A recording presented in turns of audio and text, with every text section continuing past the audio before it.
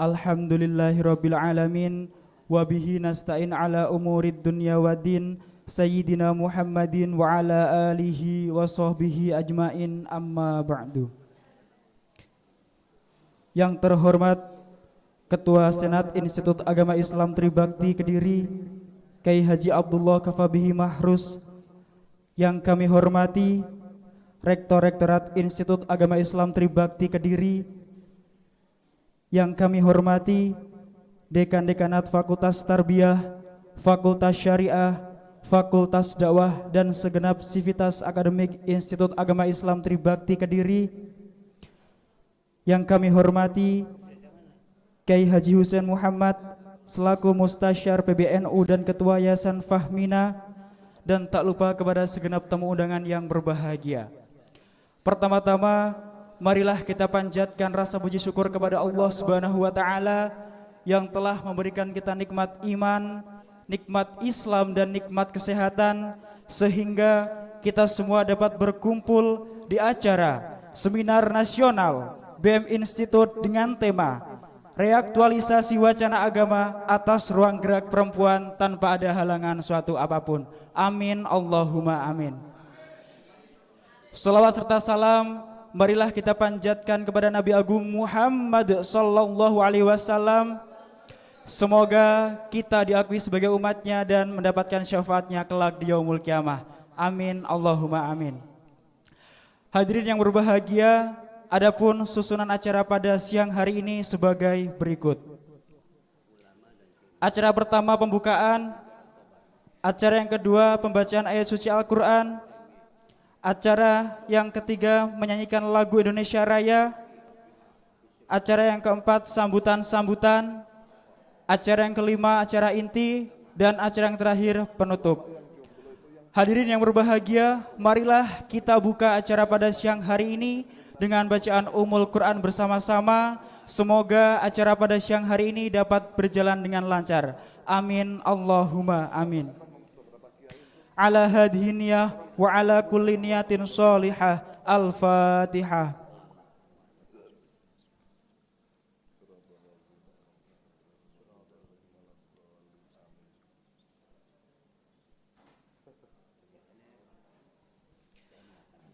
Dilanjutkan dengan acara yang selanjutnya, yakni pembacaan ayat suci Al-Quran. Dalam hal ini akan dibacakan oleh Saudari Salsabila Nurul Fadilah. Kepadanya disilahkan.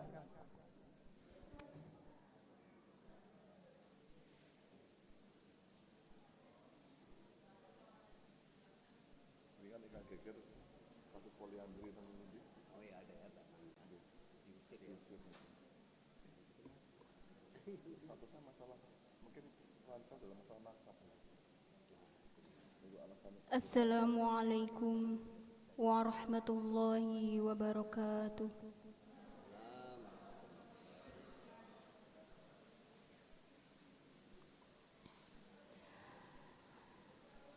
A'udzu billahi minasy syaithanir rajim.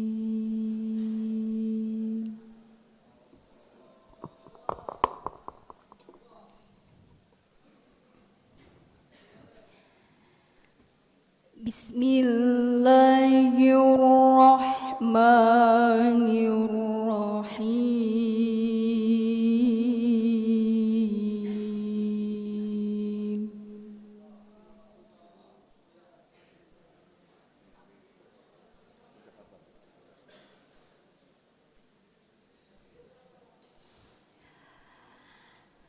Fabima rahmatim minallahi linta lahum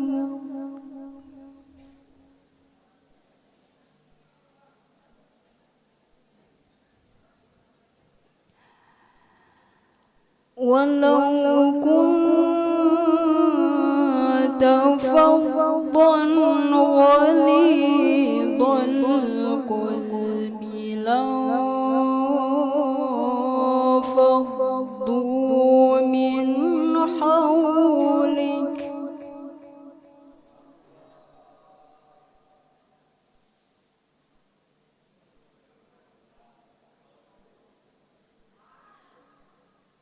فاعف عنهم واستغفر لهم وشاورهم في الأمر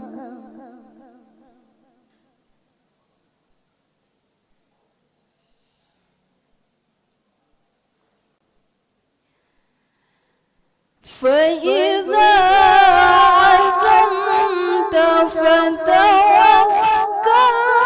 على الله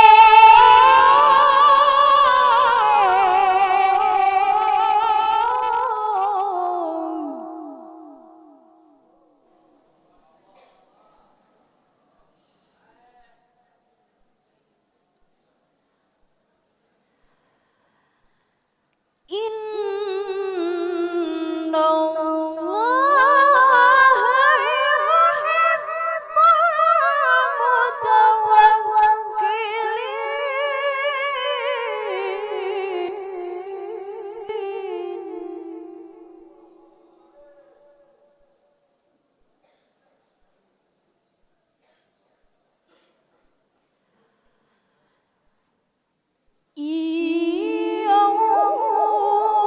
ينصركم الله فلا غالب لكم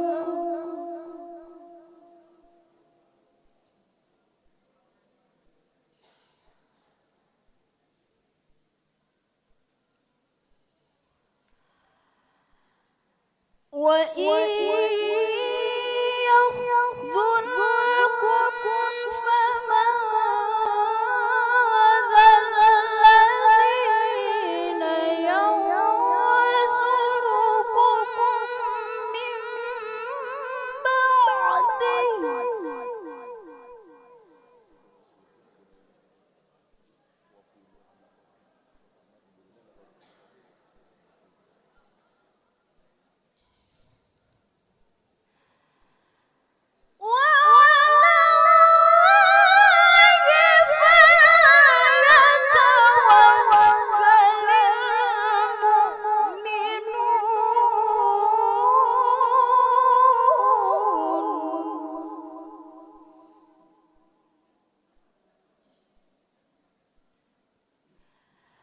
وعلى الله فليتوكل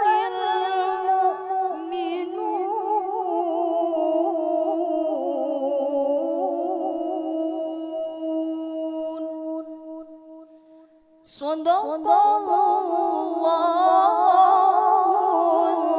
العظيم والله الموفق إلى الطريق والسلام عليكم ورحمة الله وبركاته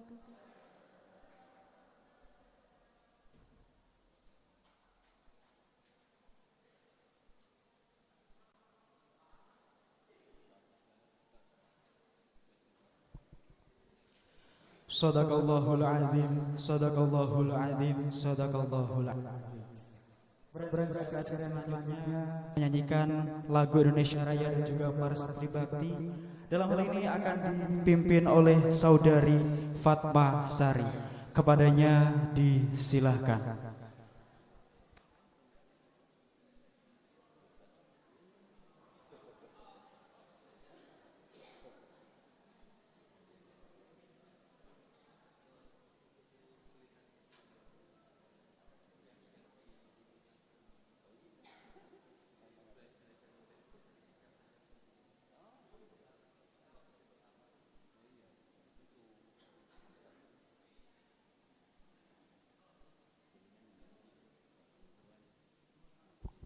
Mohon maaf hadirin dimohon untuk berdiri sejenak.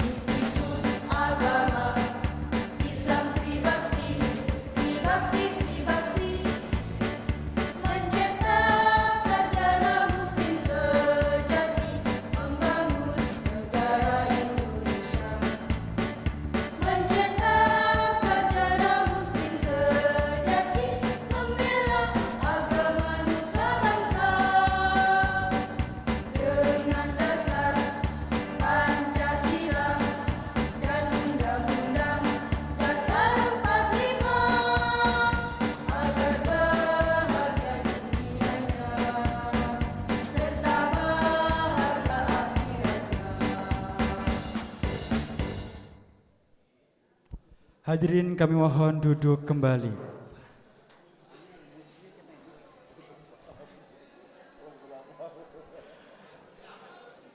Beranjak ke acara yang selanjutnya, yakni sambutan-sambutan. Untuk sambutan yang pertama dari Presiden Mahasiswa. Dalam hal ini akan disampaikan oleh Saudara Muhammad Fajrul Falah. Kepadanya disilahkan.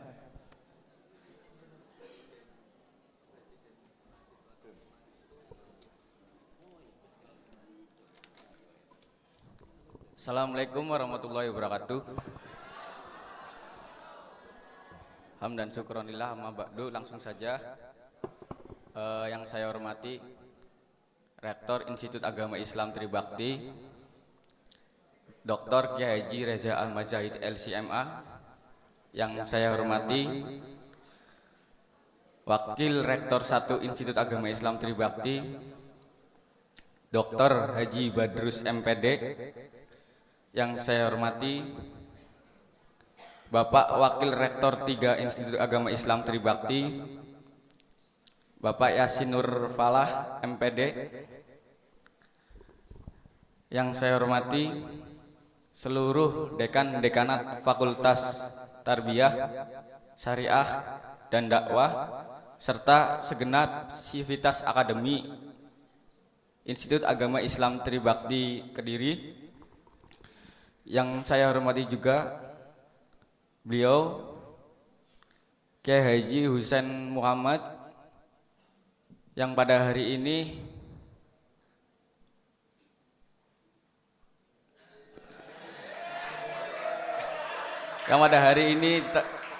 menyempatkan waktunya untuk menemani kita bertamasya di wilayah ilmu pengetahuan.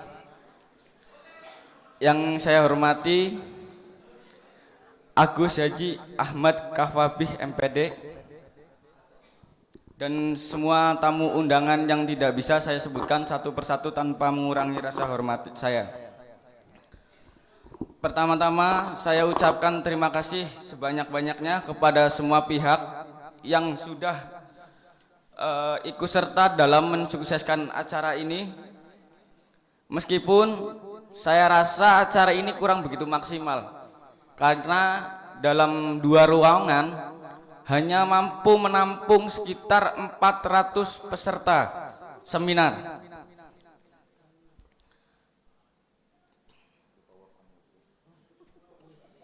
Dalam hal ini keantusiasan peserta harus kita apresiasi dan menjadi evaluasi bersama oleh lembaga eksekutif kampus.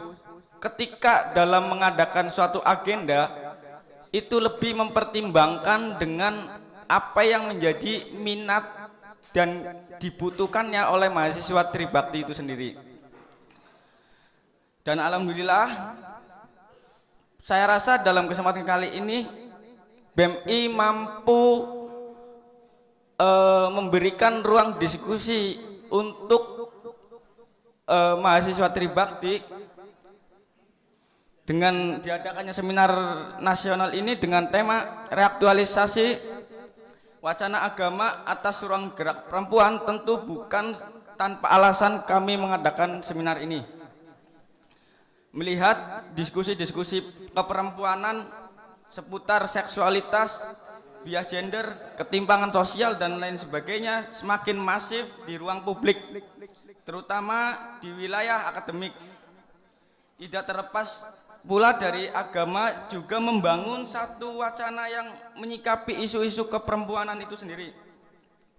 Dengan dihadirkannya pemateri yang sangat fenomenal ini, khususnya mahasiswa, kami sangat berharap kepada seluruh peserta seminar nasional ini, khususnya mahasiswa Tribakti, dapat menata struktur berpikir di wilayah, dapat menata struktur berpikir dalam melihat fenomena bias gender. Mungkin itu saja yang dapat saya sampaikan karena saya grogi. Kurang lebihnya dari saya mohon maaf. Waalaikumsalam warahmatullahi wabarakatuh.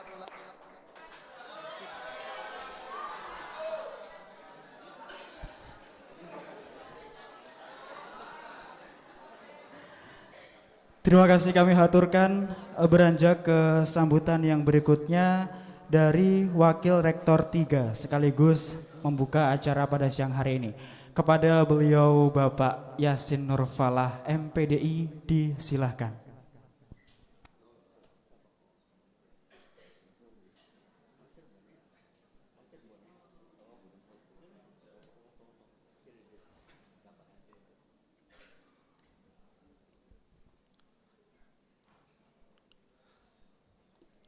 Bismillahirrahmanirrahim. Assalamualaikum warahmatullahi wabarakatuh.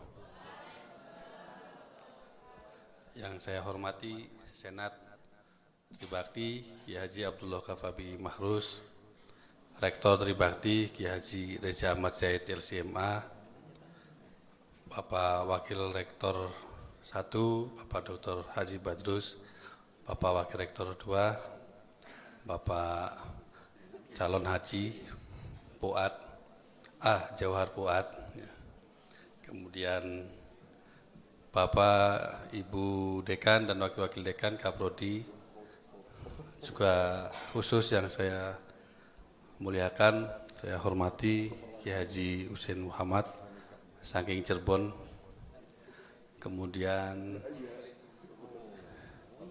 Gus Ahmad sekalian beserta Ning Sela. Alhamdulillah siang hari ini Tribakti kehadiran sang revolusioner perempuan. Maka tadi kiroah langsung oleh kiroah dari mahasiswi.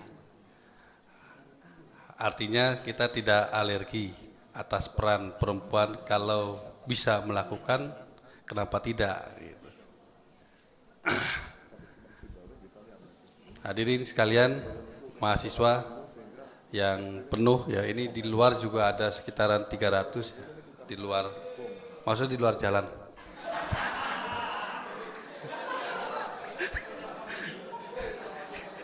Ini tadi katanya 400 ya. Yang daftar online itu ada 400 Gus, online. Yang daftar offline itu saya nggak tahu masih daftar itu. Tapi sertifikat dibuat 400. Itu artinya sangat antusias sekali ya acara yang diselenggarakan oleh Presma pada siang hari ini.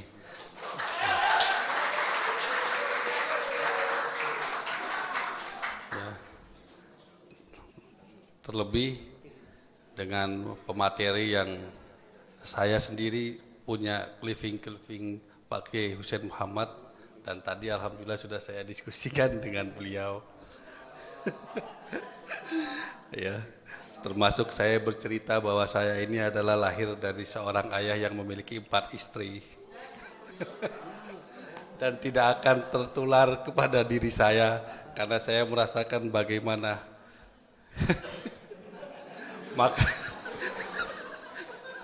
maka kalaupun ada godaan mahasiswi ataupun ibu dosen yang lebih cantik, saya akan teringat kepada susahnya dimarahi oleh ibu tiri atau saudara tiri. Maka Pak Fuad pesan saya cukup 1 Pak. Pak Badrus pun demikian. Kalau Gus Ahmad gak usah dipesan, saya yakin gak berani karena ada Ning Sela.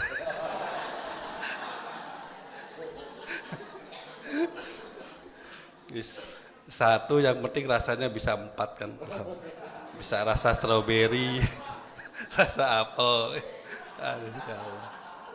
pokoknya. Dan kalau pada siang hari ini temanya adalah reaktualisasi, kalau menurut saya sudah tidak perlu lagi, langsung aktual saja.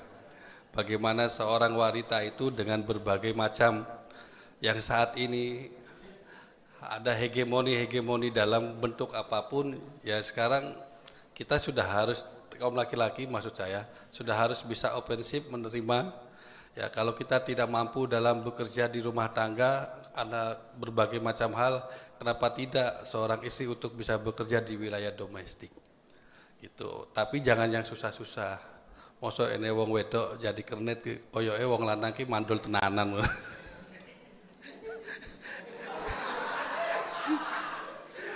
Oso ene bojo tambal ban pinggir jalan kan yo kasihan yo.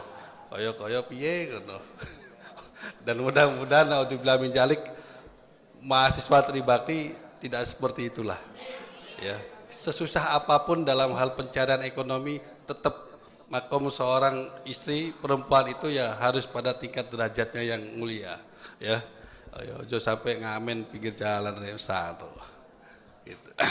Nah, tentu nanti akan lebih menarik lagi dengan perspektif atau pola pikir Pak Yai Husein Muhammad ya. Bagaimana beliau memperjuangkan hak asasi wanita, menyetarakan bahwa wanita itu ya manusia. Tadi saya sempat pemikiran beliau itu dalam hal free will and free act itu luar biasa. Kemudian loh ini liberal gitu. Maka saya tidak akan panjang lebar ya. Karena yang panjang punya Pak Fuad, yang lebar punya istrinya dan saya nggak berani mengupas itu.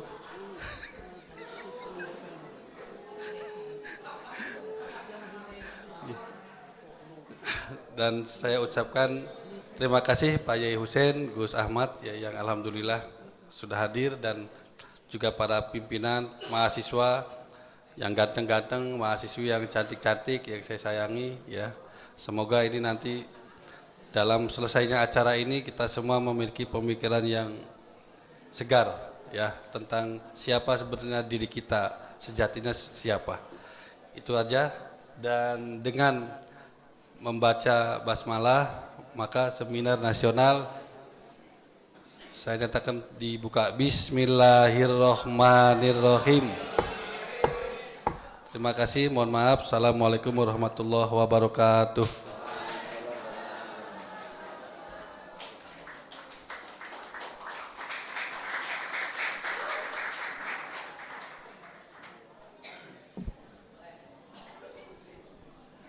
Kepada beliau kami haturkan terima kasih. Beranjak ke acara yang selanjutnya, yakni acara inti. Dalam hal ini, acara akan saya serahkan ke moderator. Kepada Bapak Zainal Abidin, disilahkan. Shallu ala Nabi Muhammad.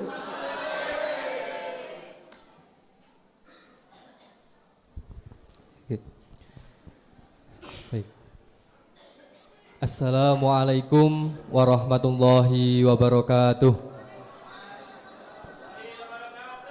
Saya ulangi ya. Jadi ada adagium bahwasanya Syubhanul Yaum Rijalul Godan gitu ya. Pemuda atau pemudi hari ini itu pemimpin di masa yang akan datang. Ketika kok jawab salam itu nggak ada girohnya, nggak ada semangatnya, nanti bagaimana masa depan kita? Ya, baik, saya ulangi lagi. Assalamualaikum warahmatullahi wabarakatuh.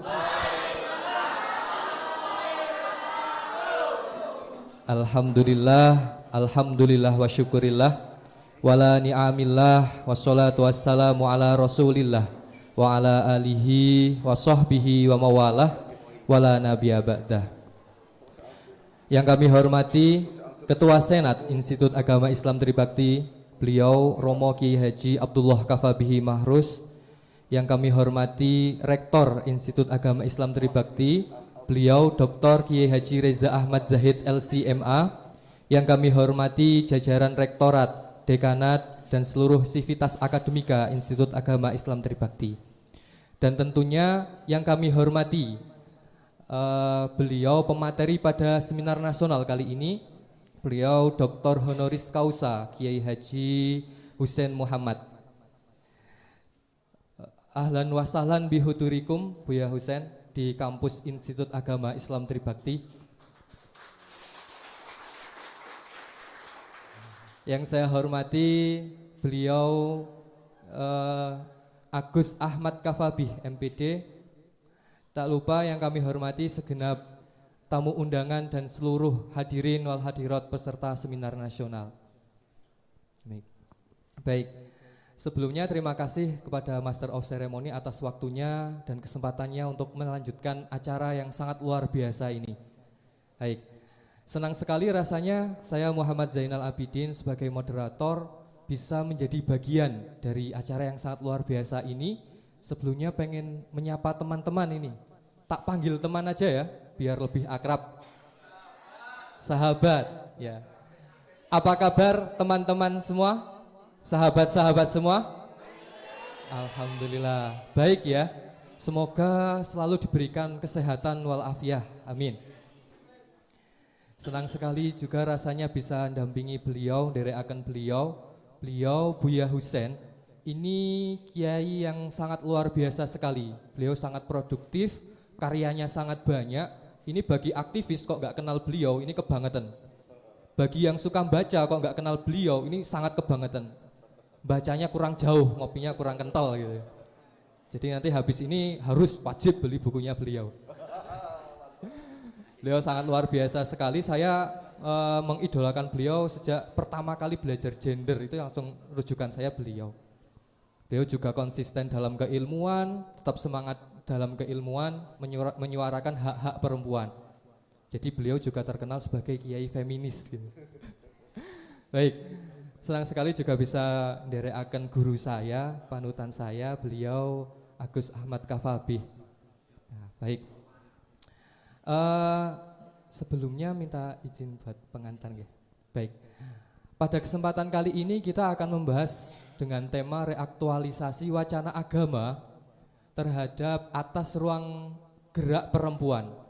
Jadi nanti sedikit banyak kita akan membahas tentang perempuan, membicarakan tentang perempuan. Jadi nanti kita akan rasan-rasan perempuan. Biasanya kita dirasani, sekarang kita rasan-rasan berjamaah.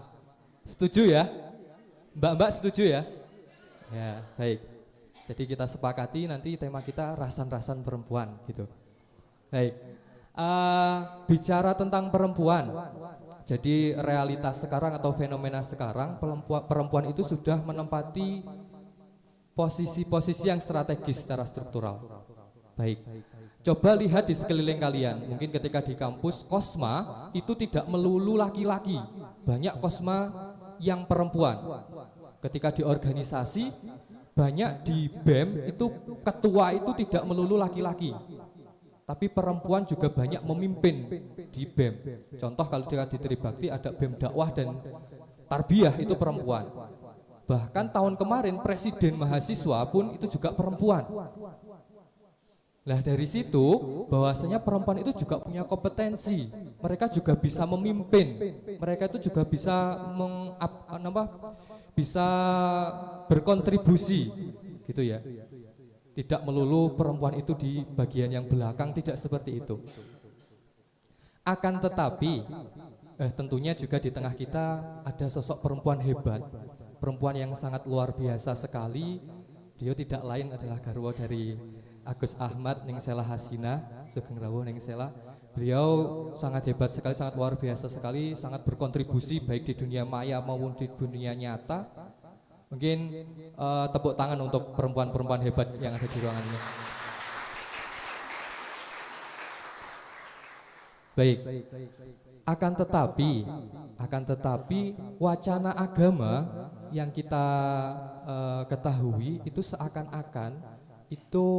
seakan-akan kayak memojokkan atau memarginalisasikan, bahkan mendiskriminasikan perempuan. Ketika di materi gender atau feminisme itu disebut ayat atau hadis misoginis. Miso yang artinya itu benci dan jinis itu perempuan. Bukan ayat atau hadisnya yang ingin memojokkan, tapi para pengarti pemahaman itu yang ingin memanfaatkan kesempatan itu untuk menindas perempuan gitu. Ditambah lagi kultur budaya kita masih patriarki, yang mana laki-laki itu lebih dominan daripada laki-laki. Laki-laki itu lebih dominan daripada perempuan. Gitu. Jadi ada subordinasi yang mana perempuan itu lebih rendah posisinya daripada laki-laki. Ini juga ketika diteruskan akan ketimpangan ini. Padahal perempuan-perempuan hebat sudah saya sebutkan di atas tadi. Perempuan itu banyak yang hebat, tapi karena kultur itu menjadikan ruang lingkup mereka terkerucut, sempit. Mereka nggak punya ruang gerak gitu ya. Terus ada lagi stereotip labeling masyarakat terhadap perempuan. Perempuan itu selalu dianggap lemah, perempuan itu selalu dianggap nangisan contoh, cengeng dan yang lain. Padahal banyak kok laki-laki yang cengeng nangisan. laki-laki yang baperan itu juga banyak. Jadi sudah waktunya perempuan itu berperan ya, jangan baperan. Kalau baperan bagi-bagi, cowok juga berhak baperan. Baik, pada kesempatan ini itu ada kontradiksi antara kehebatan perempuan, kompetensi yang dimiliki perempuan sama wacana agama. Nah ini, apakah wacana agama itu seperti itu adanya, atau apakah nanti disalahartikan wacana agama itu untuk kepentingan laki-laki untuk memojokkan perempuan, atau salah konsepsi dalam memahami teks atau wacana agama itu. Nah ini nanti akan dibahas oleh pemateri yang sangat luar biasa. Sesuai dengan tema, kita akan mengaktualisasikan kembali wacana agama biar kita tidak salah dalam memahami itu. Ketika wacana agama itu kita pahami, terus kita yakini, itu akan menjadi budaya baru yang menindas perempuan. Budaya itu nanti kelamaan akan menjadi karakter. Nah ini sangat bahaya sekali sudah menjadi karakter. Nah itu nanti akan dibahas oleh pemateri yang hebat, beliau Buya Husein Muhammad. Namun sebelumnya akan ada pengantar oleh keynote speaker, beliau Agus Haji Ahmad Kahfabi MPDI. Dengan segala hormat kami persilahkan, monggo.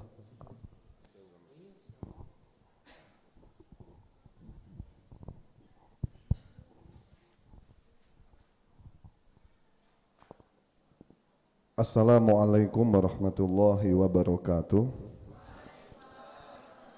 Bismillah, alhamdulillah, wassalatu wassalamu ala rasulillah Sayyidina wa maulana Muhammad wa ala alihi wa sahbihi wa mawalah.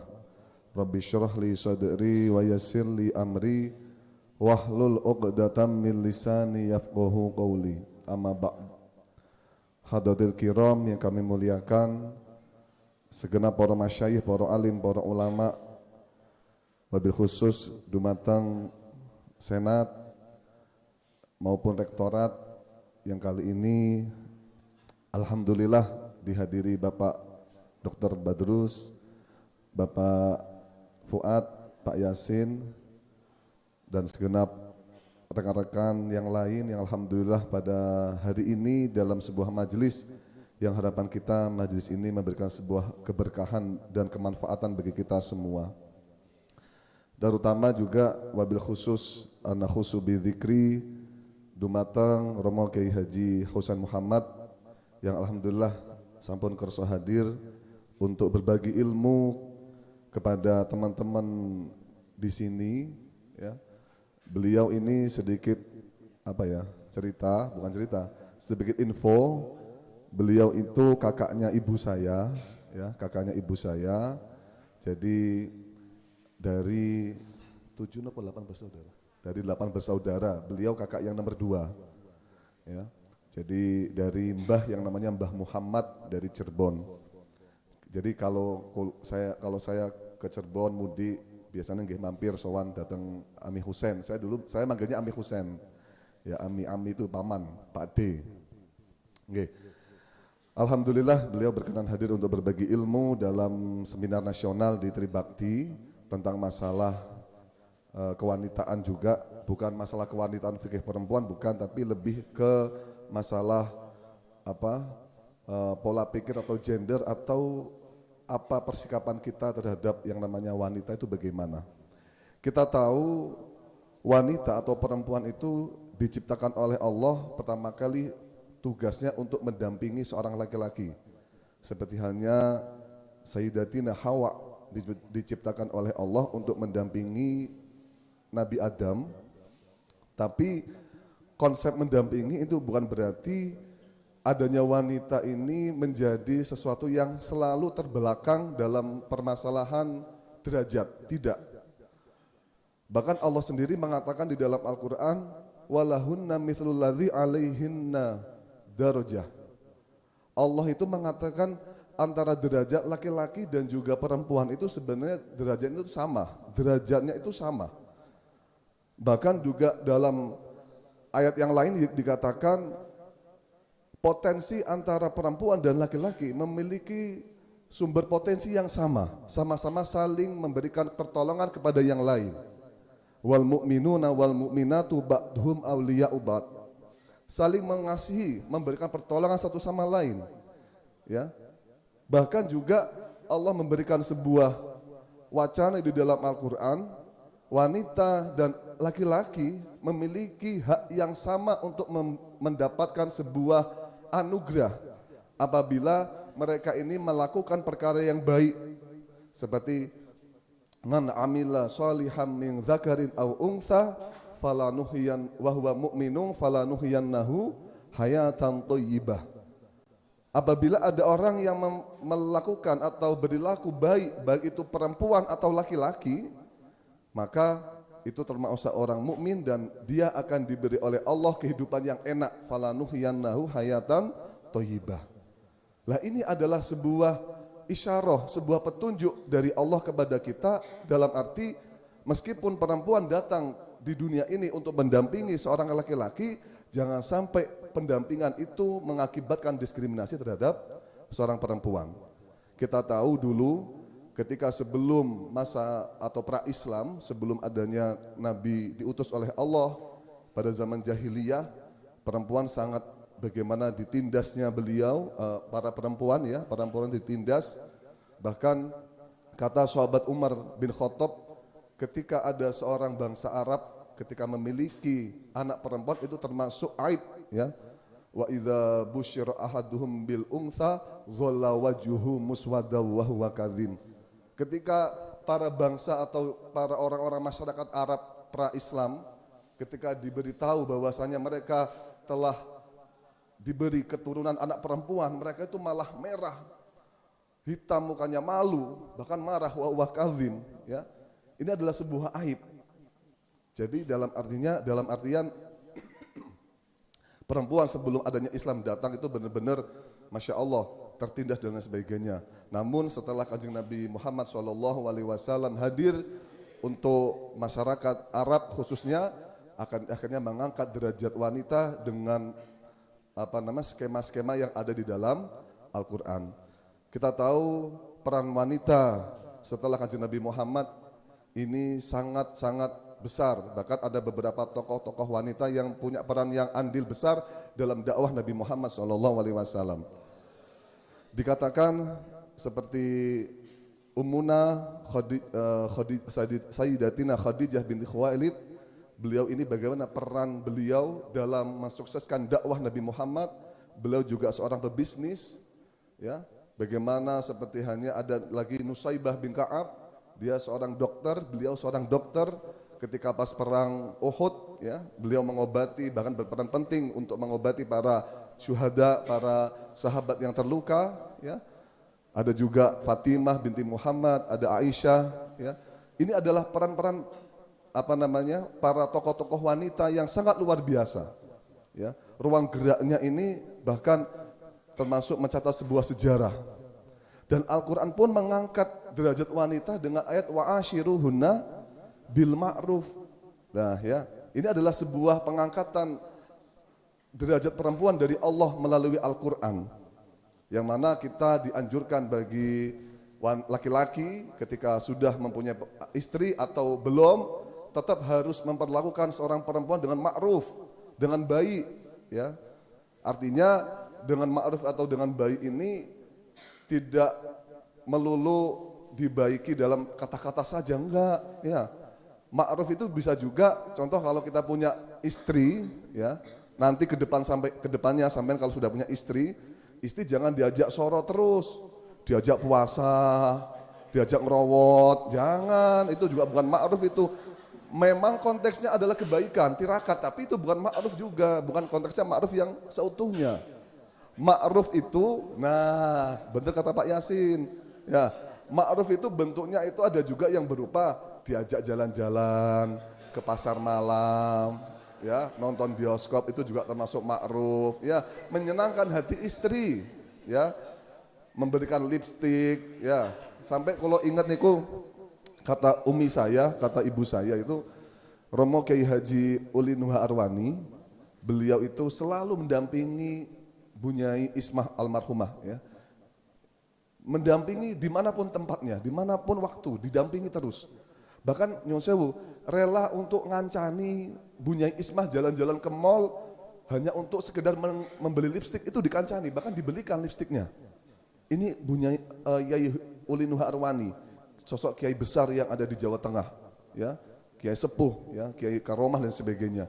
Ini hanya untuk sekedar beliau meluangkan waktu untuk menemani istri, ya.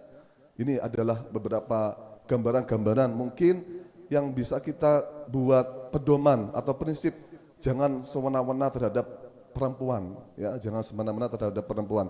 Toh juga menurut kami seperti wacana agama yang dikemukakan oleh beberapa para ulama tentang perempuan atau membatasi ruang gerak perempuan, kalau pribadi saya itu adalah sebagai bentuk penghormatan kepada perempuan itu sendiri, agar perempuan itu tetap terjaga, tetap utuh, tetap kehormatannya juga tetap dinilai tinggi dan sebagainya. Biarlah perempuan itu ibarat seperti halnya mutiara yang indah berada di telung samudera yang tidak terjamah oleh apapun.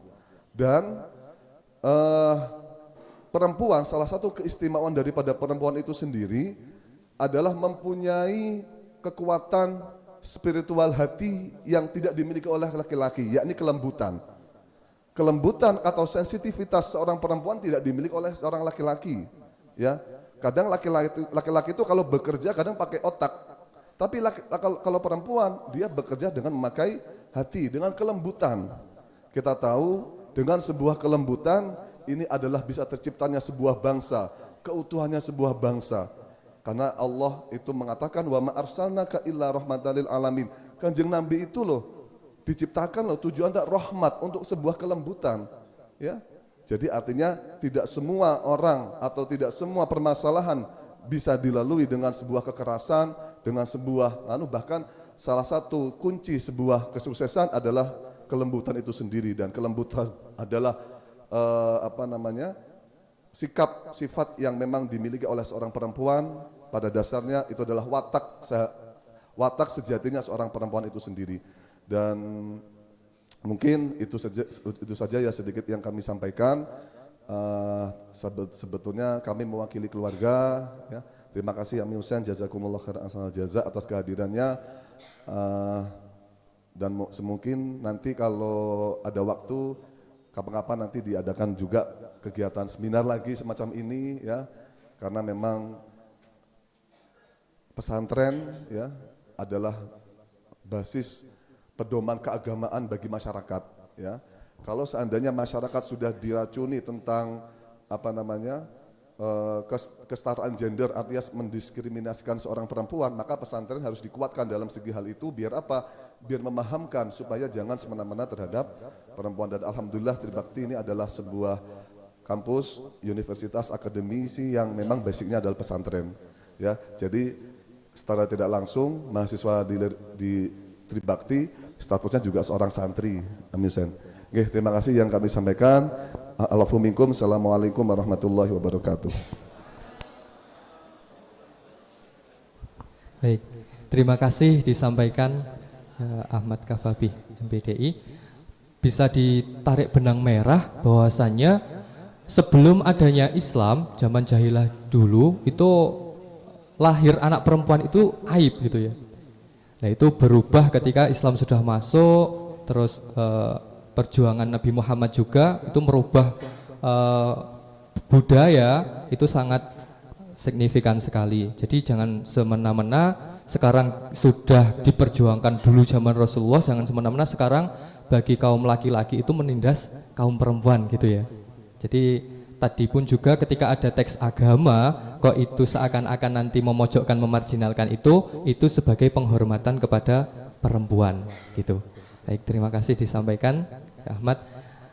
Kemudian masuki acara berikutnya, yaitu acara inti seminar nasional yang akan disampaikan oleh beliau. Mungkin saya bacakan kurikulum fitnya beliau. Jadi beliau nama Husain Muhammad. Beliau lahir di Cirebon 9 Mei 1953.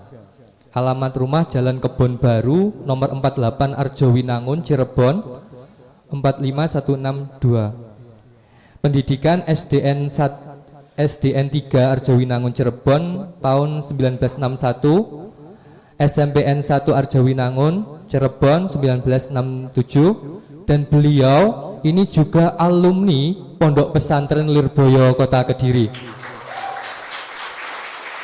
Jadi beliau ini termasuk senior-senior dari kita, karena mahasiswa Tribakti itu kan juga santri Lirboyo gitu nggih.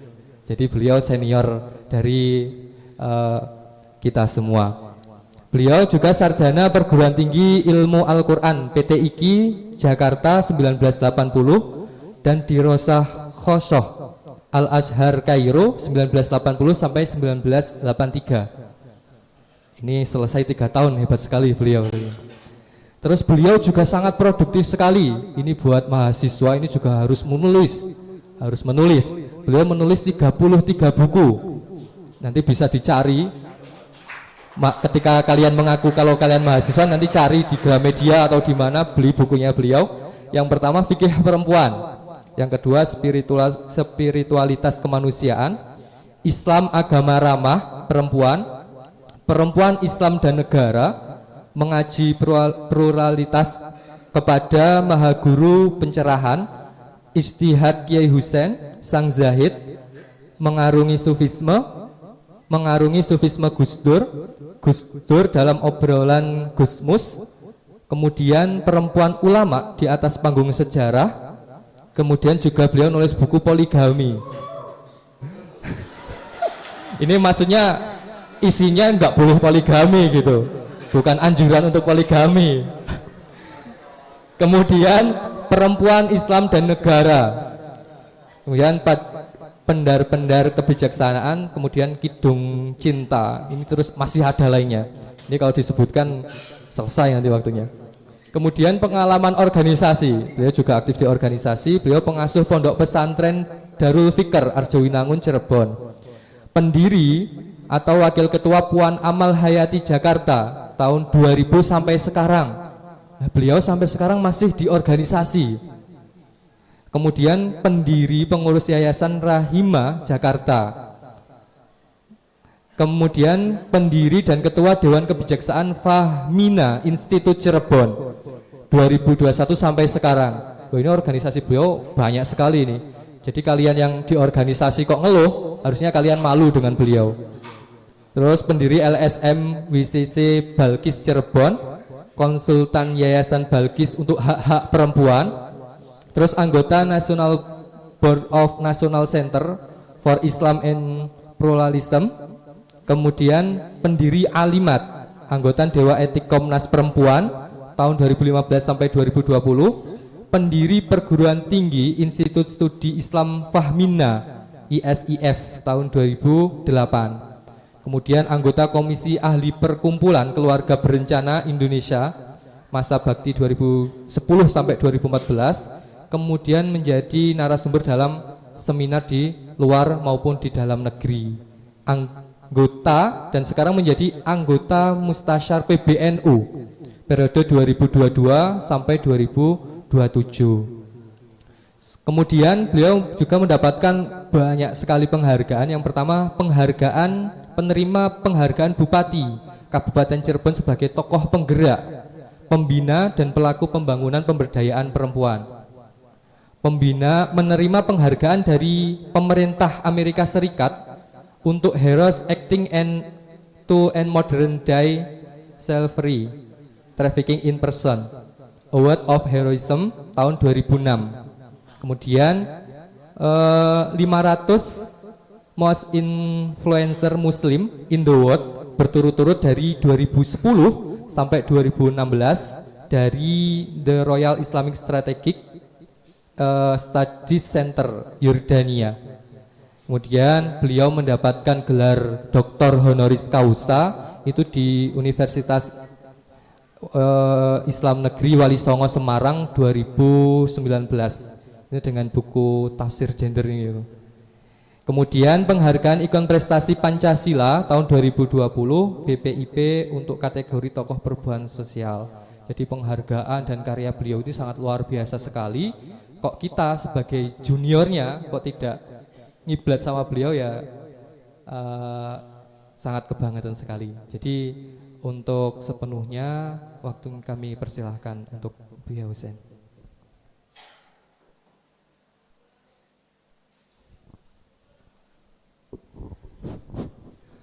Assalamualaikum warahmatullahi wabarakatuh. Bismillahirrahmanirrahim. Alhamdulillahi wa kafa wa salamun ala ibadihi alladzina istafa wa ba'd. Hadratil mukarramin, para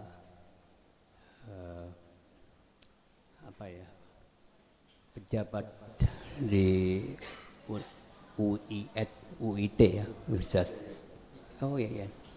IAIN. Oh, saya tahun 1970 di sini ada satu. Ya, namanya dulu UIT saja. UIT. Jadi ingatnya UIT saja. Ada ponakan saya Ahmad siapa sih? Ahmad saja. Oh. Iya, ada Muhammad. Kakaknya nomor 1 itu siapa yang perempuan? Arwah itu lahir di rumah saya.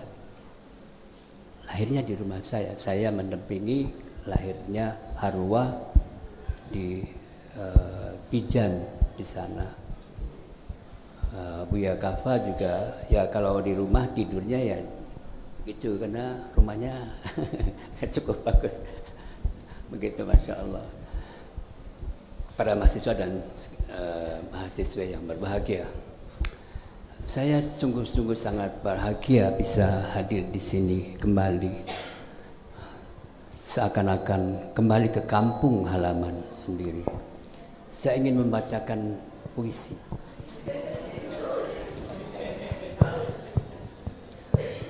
Dengarlah nyanyian pilu seruling bambu yang mendesahkan rindu karena terpisah jauh dari rumpun bambu.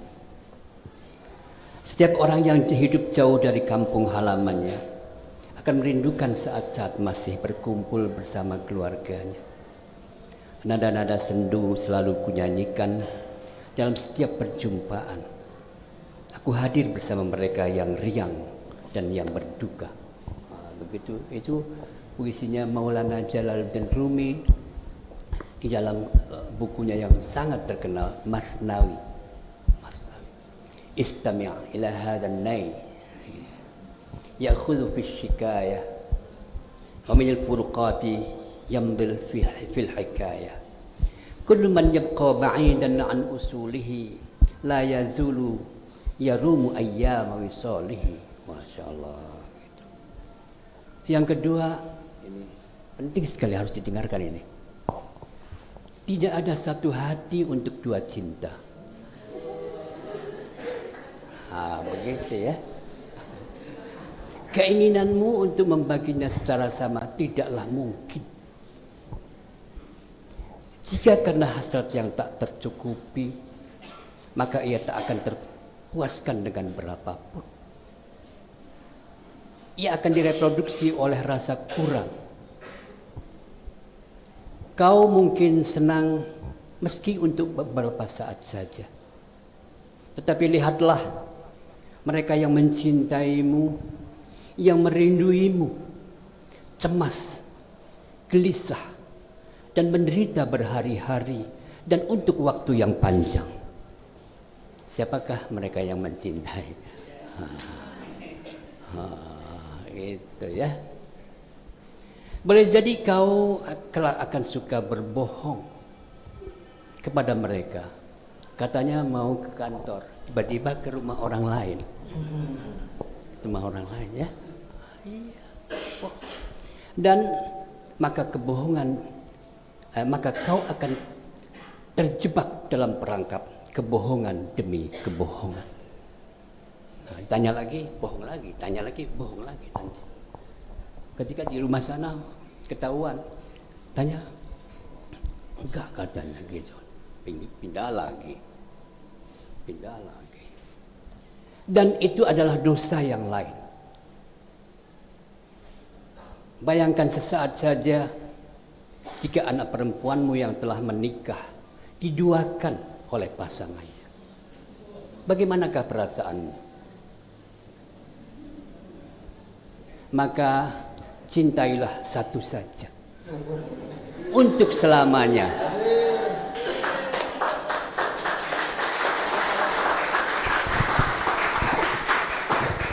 Dunia yang mengelilingimu menyambutmu dengan riang dan hidupmu akan damai. Itu ya, menjawab itu tadi. Di pertemuan Kongres Ulama Perempuan Indonesia yang pertama, saya menyampaikan sebuah puisi lagi. Hada Rasulullah lam yungkis huquqal mu'minat. Al-ilmu kana syari'atan linisa'ihil mutafaqqihat. Rudna tijarata was-siyasata wasyu'unal ukhrayat. Walaqad alat bibanatihi dujajul ulumiz zakhirat. Kanat sukainah tamla'ud dunya wa tazharu wa tahza'u birruwat. Rawatil hadith wa fassarat ayal kitabil bayyinat. Wa hadaratul islami tantiqu an makanil muslimat. Baghdad darul alimat wa manzilul mutaaddibat. Wa Dimashq tahta Umayyah ummul jawarin nabighat. Wa riyadu Andalus namainal hatifatis syairat. Lihatlah utusan Tuhan ini, Rasulullah SAW. Ia tak pernah mencatut hak-hak perempuan beriman. Ilmu pengetahuan menjadi jalan hidup keluarganya. Mereka menjadi pengusaha, ahli hukum, aktivis politik, aktivis sosial, aktivis kebudayaan, dan lain-lain. Berkat putri-putri Nabi, gelombang pengetahuan menjulang ke puncak langit. Lihatlah Sukainah, namanya menebar harum di seluruh pojok bumi, seluruh pojok bumi. Ia mengajarkan kata-kata Nabi dan menafsirkan kitab suci. Sukainah ini sedikit saja memberikan persyaratan ketika mau dinikahi oleh seorang laki-laki. Ada 3. 1, tidak boleh mengambil perempuan lain sepanjang masih hidup bersama saya. 2, administrasi keuangan harus terbuka. Yang 3, tidak boleh menghalangi saya untuk beraktivitas di luar rumah. 3 persyaratan. Kalau Anda setuju dengan ini, oke. Kita bisa menikah. Kalau tidak, tidak. Dan beliau mengaji kepada para ulama laki-laki dan perempuan di masjid di sana tanpa pemisah seperti ini, tanpa hijab, begitu ya. Nah itu, lihatlah buku-buku dan kaligrafi yang indah bercerita tentang perempuan-perempuan Islam yang gagah. Gagah ya, perempuan Islam yang gagah. Ya, gagah. Apakah gagah itu khas laki-laki? Oh, gitu. Bukankah Siti Aisyah memimpin sebuah perang? Gagah perkasa. Rujulatun nisa. Nah, Aisyah disebut sebagai rujulatun nisa. Tuh, nanti kata-kata rujul itu bukan sekedar manusia dengan tubuh yang berpenis, tetapi dia tubuh manusia yang perkasa, yang maskulin. Ya, bisa. Dan maskulin itu walaupun tubuhnya bervagina, tetapi dia bisa manjat kelapa, bisa nyetir truk, bisa tinju, bisa sepak bola, Bisa. Itu namanya rijal. Oke. Baghdad adalah rumah perempuan-perempuan cerdas. Padepokan perempuan-perempuan elok yang mengaji huruf-huruf suci dan menulis sastra. Damaskus adalah sang ibu bagi gadis-gadis cendekia, tempat pertemuan 1000 perempuan piawai. Taman-taman Andalusia merekah bunga warna-warni. Perempuan-perempuan cantik bernyanyi riang dan gadis-gadis anggun membaca puisi. Itu peradaban masa lalu seperti itu. Sehingga sebetulnya bisa dikatakan begini, kita tidak boleh lagi mengatakan di belakang laki-laki yang sukses ada perempuan yang hebat. Harusnya jangan di belakang, di samping laki-laki yang sukses ada pendamping perempuan-perempuan yang cerdas. Betul, coba baca saya menulis tokoh-tokoh ulama-ulama yang menghabiskan hari-harinya untuk membaca, menulis dan menebarkan ilmu pengetahuan.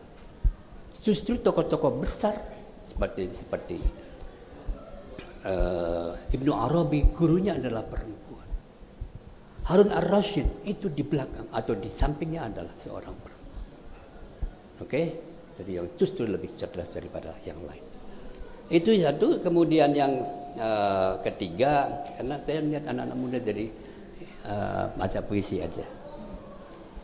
Ibnu Arabi mengatakan, Innan nisa'a syaqa'iqul dzukran fi alamil arwahi wal abdan wal hukmu muttahidul wujudi alaihima wa huwal mu'abbaru anhu bil insan wa tafarruqan anhu bi amrin aridi faslul inasi bihi minadz dzukrani. Insiden konstruksi sosial. Namanya faslul inas itu amrun aridun, itu konstruksi sosial. Kita yang menciptakan pembedaan itu. Iya, coba teman-teman baca kitab Al-Ashbah wan Nadhair. Di bab al-hukmu apa itu?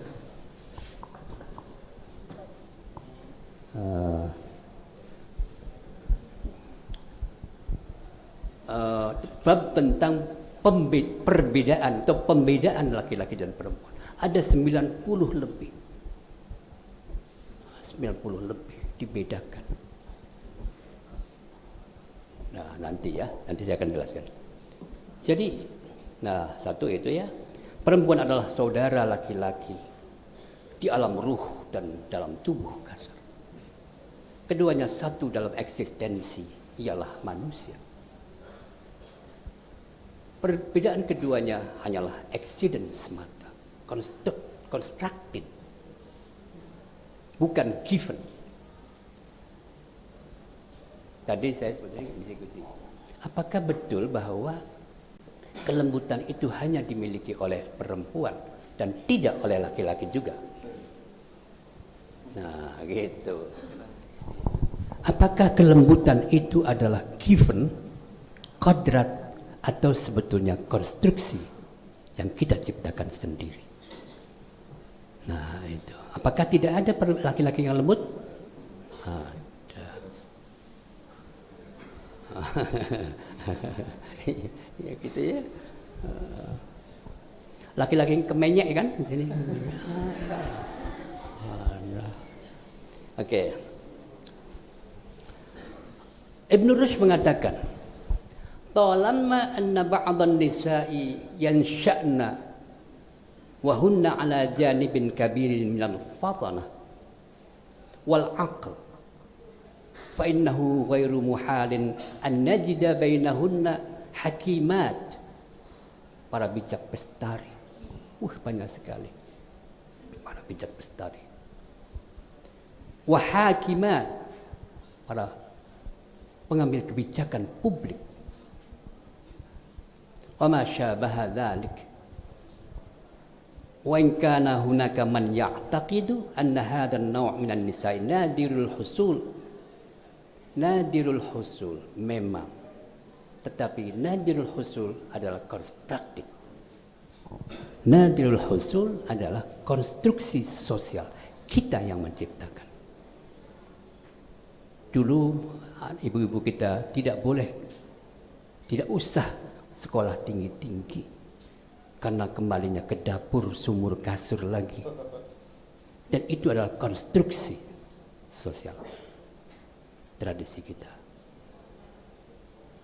Saya sebetulnya ingin menyampaikan ada pembedaan antara kata-kata khair, albir, dan ma'ruf.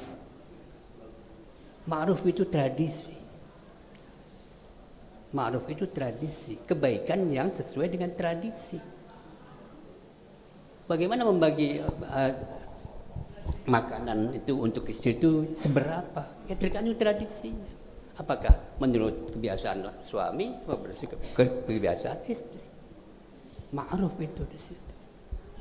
Oke, ini ya biasa ya. Wa anna ba'd asy-syara'i tarfadu an tuqirran lin-nisa'i bil imamah awil imamatil al-'udh. Bainama najidu syara'i'a ukhra ala khilafi dzalik. Ma dama wujudu mithla haula'in niswah bainahum amran laisa bimuhal. Ratu Balkis adalah pemimpin yang sukses. Baldatun thayyibatun wa rabbun ghafur, justru ketika bangsa Yaman dipimpin oleh Balkis. Oke. Karena itu begitu ya, sudah. Saya ingin menjelaskan pertama, apakah laki-laki dan perempuan berbeda? Laki-laki dan perempuan berbeda dari sisi tubuh saja. Tetapi dari sisi non-tubuh itu sama. Karena itu dalam deklarasi KUPI kemarin saya menyusun, perempuan itu adalah manusia. Seperti juga laki-laki. Sebagai manusia maka perempuan diberi anugerah potensi yang sama dengan manusia yang lain. Potensi itu minimal ada 4. Potensi intelektual, potensi spiritual, potensi hasrat seksual, potensi energi tubuh. Nah, begitu. Saya biasa kalau di tubuh, anaknya Laila Ali, jago tinju. Kalau saya tinju sama dia, pasti saya kalah. Iya pasti, saya laki-laki, dia perempuan. Bukan angkat besi juga ada, saya kalah. Jadi itu namanya potensi energi tubuh. Bisa. Jadi 4 potensi manusia ini dimiliki oleh laki-laki dan perempuan. Relatif itu tergantung bagaimana kita mengkonstruksi kemampuan-kemampuan ini, potensi-potensi ini. Oleh karena perempuan dan laki-laki memiliki potensi-potensi kemanusiaan yang sama, maka dia memiliki hak-hak kemanusiaan yang sama. Begitu. Oke ya, jadi bahkan jadi kalau begitu karena dia memiliki potensi yang sama, maka dia berhak untuk memiliki hak-hak kemanusiaan yang sama. Untuk menjadi apa saja. Untuk menjadi apa saja. Sebagaimana yang dimiliki oleh laki-laki. Gitu ya. Ini namanya konstruksi. Jadi laki-laki dan perempuan hanyalah berbeda dari sisi tubuh. Laki-laki punya penis, perempuan punya vagina. Perempuan punya rahim, laki-laki tidak punya rahim. Perempuan punya payudara, laki-laki tidak punya payudara. Itu given. Itu sesuatu yang kodrat, tidak ada. Karena itu Tuhan yang menciptakan. di mana saja, kapan saja, beragama apa saja, suku apa saja. Laki-laki yang laki-laki ya itu namanya kodrat. Perempuan kodratnya gitu. Jadi ini tidak bisa. Jadi analisis kita sesungguhnya harus mempunyai dua analisis. Ini yang bersifat kodrati yang tidak bisa ganti oleh yang lain. Oke ya. Nah, bagaimana Al-Quran melihat ini? Al-Quran itu ada dua teks yang bertentangan, seakan-akan bertentangan. Tadi Ahmad menyampaikan yang idealnya, tetapi bagaimana menjawab pertanyaan ar-rijalu qawwamuna 'alan nisa'i bima faddalallahu ba'dahum 'ala ba'din wa bima anfaqu min amwalihim? Apakah perempuan bisa menjadi saksi dalam sebuah transaksi? Al-Quran mengatakan tidak. Wastashidu syahidaini min rijalikum fa illam yakuna rajulain. Di dalam pernikahan juga tidak. Mengawinkan dirinya sendiri bisa tidak? Tidak. Menurut kita tidak bisa. Menurut saya boleh kayak gitu nantinya. Kenapa? Nggak boleh. Yang mengajukan cerai siapa? Laki-laki.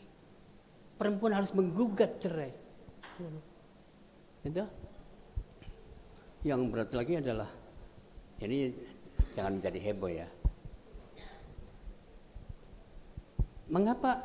Apakah perempuan bisa menjadi imam sholat yang makmumnya laki-laki?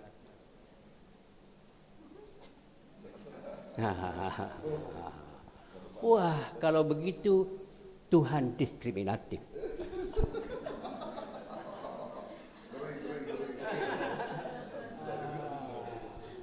Bagaimana diskriminatif?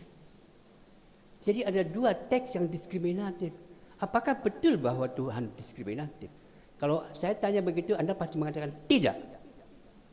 Tetapi Anda menjalankan sesuatu yang bertentangan dengan kehendak Tuhan. Ayo, bagaimana? Bagaimana?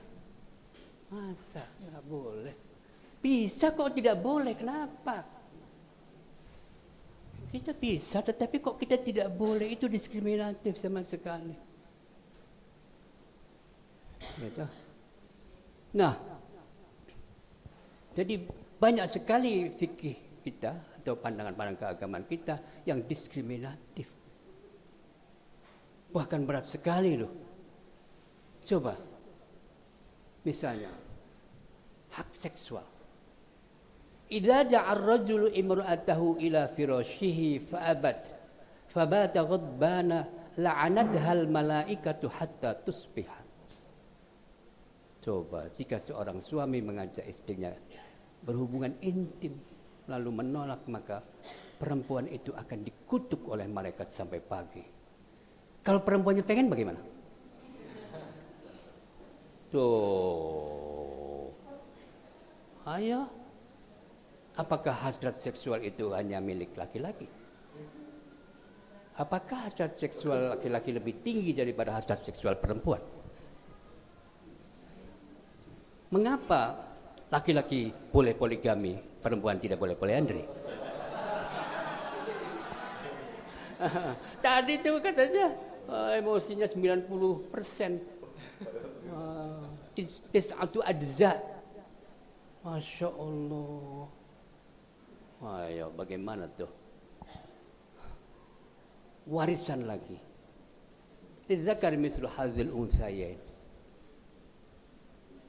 Orang yang cari duit laki perempuan, masa ketika mendapatnya satu, laki-laki dua, sepertiga saja. Bagaimana? Jadi Quran salah apa tidak? Ar-rijalu qawwamuna 'alan nisa. Lidzakari mithlu hadzal unthayain. Begitu. La nikaha illa biwaliyyin wa syahidin 'adlin. Ayu mamra'atin nakahat bi ghairi idzni waliha fanikahuha batilun fanikahuha batilun fanikahuha batilun. Bagaimana coba menjawab persoalan-persoalan itu? Ada lagi yang mengerikan, hadis-hadis nih. Ayu mamra'atin ja'alat lailaha qiyaman wa naharuha siyaman wa da'aha zawjuha ila firashihi wa ta'akhkharat anhu sa'atan wahidatan tushabu bis salasili wal aghlal ma'asy syayatin ila asfali safilin. Itu ada di dalam kitab Syarah Uqudul Lujan fi Bayani Huquqiz Zaujah. Istri siapapun yang menjadikan siangnya untuk berpuasa, malamnya untuk sholat malam, tetapi ketika suaminya mengajak dia ke tempat tidur, dia terlambat datang, ta'akhkharat anus, maka dia akan diseret dengan tangan diikat dan kaki dibelenggu, dimasukkan ke dalam neraka bersama-sama setan. Gimana?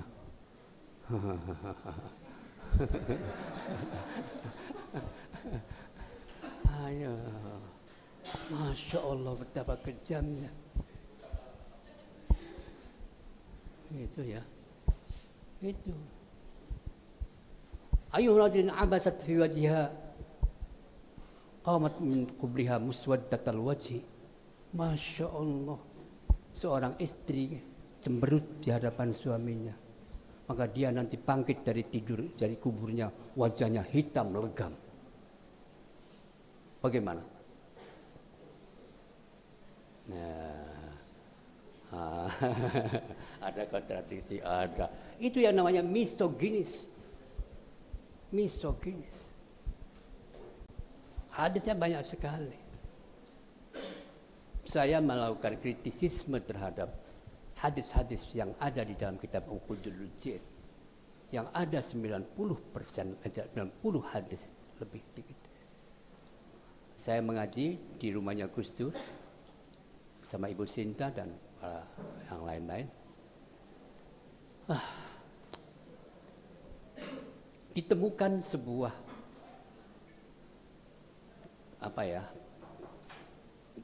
pandangan, temuan bahwa hadis-hadis yang ada di dalam Uqudul Lujan 33% adalah la aslalah.